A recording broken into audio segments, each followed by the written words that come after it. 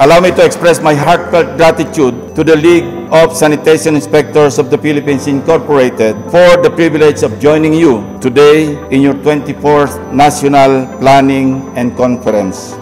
I definitely look forward to our continued collaboration in our shared mission to protect the well-being of the Filipino people. Sa paglipas ng maraming dekada, hatid na rin ng napakaraming pagbabago sa bawat aspeto ng ating pamumuhay. Isang bagay ang ating natitiyak.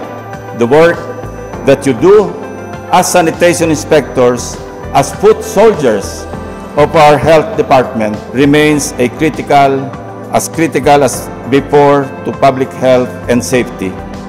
Na ang pagkakaroon ng malusog na kapaligiran ay bahagi ng karapatang pantao. This ensures that the right to live in a clean and safe environment is more than just an ideal. It is a fundamental right that paves the way for a higher quality of life. Muli po, maraming salamat. Mabuhay ang League of Sanitation Inspectors of the Philippines.